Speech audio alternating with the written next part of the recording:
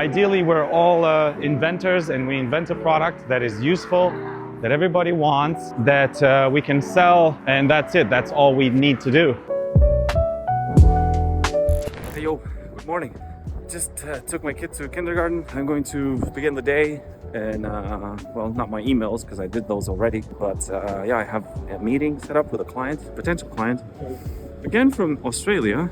I don't know what it is, but another one popped in from Australia. They used our get quotes feature on the website, and they got a quote and they chose professional, and they seem to be like not such a large team, and they want to optimize their Zendesk. They don't use AI or messaging, and they want to do that transition. So yeah, I have a call in a few hours. That's let's say the big event of the day. And in the meantime, I'm just going to head on to the office, and yeah, I'm going to but I'm going to execute some really small tasks that I've been delaying for so long. It's like really minuscule stuff, like tedious, very, very small stuff, which you always leave for another day because you're always too busy. Something that I've been putting off for a while, and I'm going to do because I have to start a new chapter, which is that get funding through Web3, so Web3 financing. Let's see how that goes. So yeah, come join me. Right as I walked into the building to get my laptop and everything from home and my lunch, because I keep counting my carbs, my calories, my macronutrients, I have a forest of palm trees. Who would have thought? We're meant to be outdoors, and yet we're stuck doing two-factor authentication. This Australian client that reached out earlier, booking a call at 1 p.m. my time, which in Sydney, Australia times means like 10 p.m. or 11 p.m. their time. I felt really bad, so I emailed them and said, hey, I feel bad. Would you like to join the call now? Because I have like 1 or 2 hours free, and I can jump on a quick call with them to see what's going on. So wish me luck. Getting ready for the meeting. What's the problem? This. Here's the solution. Did I answer your question today? No. Okay, now submit. So I would hope that a bot might not go to the trouble of answering questions and being rejected a few times. Call went well, so now I am drafting up an offer. This is the standard PDF that everybody gets, with testimonials from the people we worked with in the past. Well, these are not all of them, it's just part of them. Da-da-da. And now I'm getting to the commercial stuff. Lark M2.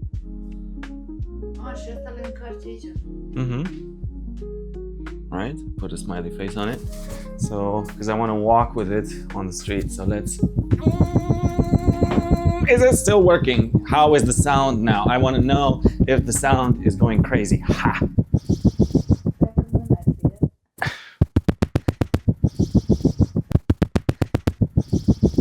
I have to do husband stuff and throw out the garbage, so let's do it. Pass through the palm forest.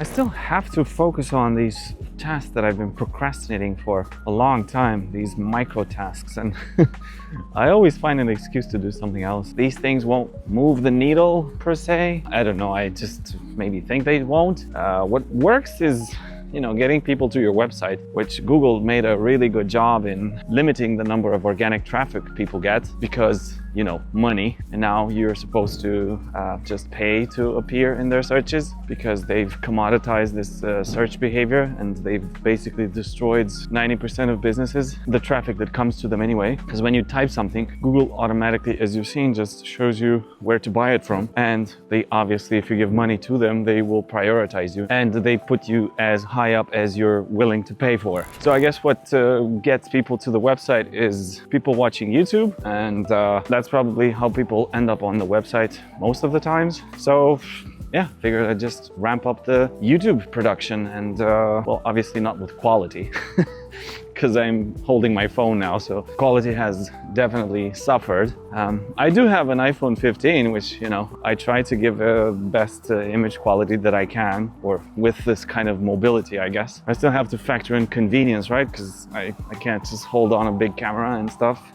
it's not part of my dream. So I'm just using my phone and together with this recording brochure now, which looks weird. But yeah, hopefully this works better and driving more traffic. And I don't know how you guys do it. Like, I'm not good with paid ads. I've never been really good with cold calling, cold emailing. It's been a disaster actually. So it's not in my nature. Somebody at an event, at a Zendesk event of all events, she pointed out that through a very simple question like, what kind of personality are you? And I know I'm a defender. It's somebody who's a bit introvert. So, you know, it doesn't come natural to me to go and light up a room with energy because I don't have that kind of energy like by default. There's the ENTJ, which is the, you know, the sales guy who's you know, has energy and fills up a room, takes up all the energy in the room and energize people. I'm not that person. So yeah, I just have to deal with it and try to work with what I do best. And that's trying to provide value first and then make the sale. So on the idea of raising money through Web3 technology, so creating a blockchain token, you know, this is very easy to do on some platforms like on the Sui blockchain or on the Solana blockchain. There's a lot of money there and there's a lot of degens there. That's a con. And then there's the Sui community, which has less hype on it or less money in it, so less potential investors. But you know, they're not all degens or degenerates. They seem to be more nicer people. From, you know, I crawl Reddit a lot and I hang around in there and I watch mostly the Sui community and they seem like nice people. But what I get stuck with is the tokenomics. Just throwing some random thoughts there. And for those of you who might watch this video for the first time, I'm trying to raise money to hire a salesperson to, you know, grow the business and have some money for marketing activity and potentially a developer. The idea behind it is to raise money through the, you know, selling this token. The idea would be to encourage as many people to use it, to buy it and hold it, obviously, ideally. So I'd encourage my customers, whoever is willing to do it, to pay me in the token for a discount, right? So I have my regular prices and then I have a lower price if they pay us through this token. So let's say the price is $1,000 default and I say, hey, for you it's 900 by buying this coin. And then they'd go and they buy this coin with their credit card and a whole lot of problems come. It's like, I can't use the company credit card because has to be on an invoice, and that gets very complicated very fast because of legal and finance reasons. But anyway, just following the logic of the tokenomics, so they buy the tokens and then they would pay me back in the token, so that 900 bucks, they'd give it back to me in the form of a token. I do need to sell the token, part of it, to, you know, to pay salaries. I still need money to function as a business. So assuming everybody starts using the coin, so for example, everybody buys the token, our clients, and then pays us in the token, and then we sell a little bit of the token each month, so we have money for salaries. And then employees would be paid in the coin, and then they would obviously have to sell it for real money so they can buy stuff in the real world, like their rent, like their mortgage, like their food, like toys for the kids, like everything that has to do with their life, right? And I have to do the same.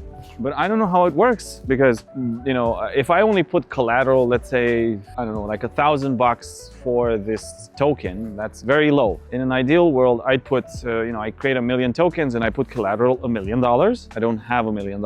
And, you know, the price of one token would be $1 and people would buy $900 worth of this token, which would coincide with 900 of these tokens. And then I'd get the token and sell it, and then I don't know, I'm getting lost a bit in this already, even if I make it like this simple mathematical proposition, which is still complicated. But if I only put collateral as much as I have to give, like, I don't know, let's say I put $1,000 collateral, what does that do to the coin's price? You know, if somebody buys $900 worth of it, how does it increase in order for us to sell a little bit for salaries and all the business expenses? There has to be some liquidity in the market. And it has, obviously, you know, not sell too much of it because then tanks the price and takes out all the liquidity. Ooh, I don't know. So if you know more about this, please let me know in the comments. I really want to find out how to do this right. I don't want to screw anybody over. I want to do something long term. It obviously implies that prices will go up and down depending on the general market sentiment as well. That's not something which I can control, like the price of SUI, like the price of Bitcoin. Ugh, I don't know what to do about that. But anyway, it's an idea to raise money, and I don't know the best way to do it. By the way, guys, I am aware of the fact that you're not getting any Zendesk best practices or customer experience best practices per se that I normally do from my regular content. So if you need that kind of content, it's on the channel and you can search for it and browse through it. This is more of a vlog of how to run a customer experience agency and the troubles we have, troubles I experienced, and venting here about it. This goes out to whoever wants to run a service business. Don't. Ideally, we're all inventors, and we invent a product that is useful, that everybody wants, that we can sell, and that's it. That's all we need to do. But life doesn't work that way. You have to make do with what you've got, with the skill set you've got, and with what you want to achieve in the world. I, for example, want to help people. I don't have an idea for a software, or I do, but I don't have money to implement that software, to bring it to life, because I have to do services, right? Because I have to keep paying the team. I have to keep existing as a person with a family and everything that comes from having a family and the life and all the expenses, obviously. I'm stuck in this loop where I have a bunch of great ideas, and then these ideas get stuck in internal hurdles of I don't have time because let's focus on this paying customer because they're paying and I need money for salaries. So yeah, it do be like that. All right, this customer really moves fast. So they've accepted the offer, and the next step is for me to ask for the company details, which I did. I said, okay, let's initiate the scope of work, and I need your company details. And within a few minutes, they came back, and I have the company details, so I can now issue the scope of work. This means nothing until the document is signed. So let's see. So to initiate a contract, I use PandaDoc, and I have here a few templates, and I'm going to choose this one, the Spanish entity.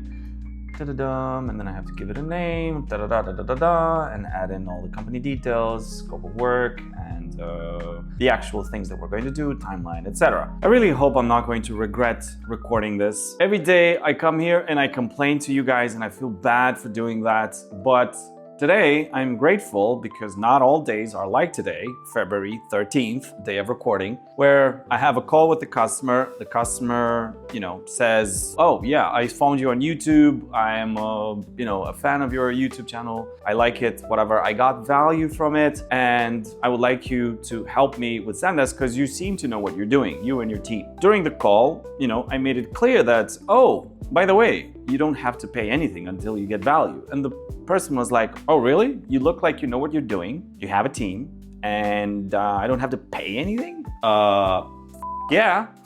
So yeah, again, I have not signed the contract yet. It's just a matter of it's moving fast and I might be getting ahead of myself, which sometimes happens. A contract doesn't mean anything until it's signed. But, just trying to bring in some positive energy to these videos because, I've been a downer and a bummer recently, and I feel bad because I don't want you to feel sorry for me. I just want you to see how real it is. It's the real stuff. So document is set, and now I'm going to send it for the customer to sign, and I have some templates here of how to, of pre-written text that I have to just send out, and I'm going to fill in the customer's name to make it personal, and that's it. Tons of stuff to do today. So the video that I'm going to be posting today, which is Thursday, this is a customer experience best practice video, is ready and edited, and I'm going to give you a sneak preview. So this is some meta shit right here. For in 2025.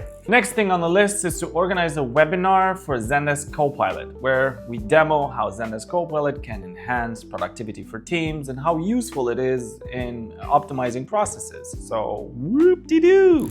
Go to create event. It's an online thing. It's an external link. And Zendesk Copilot. Yeah, Zendesk Open Hours Romania. Not advanced bots this time. It's going to be Zendesk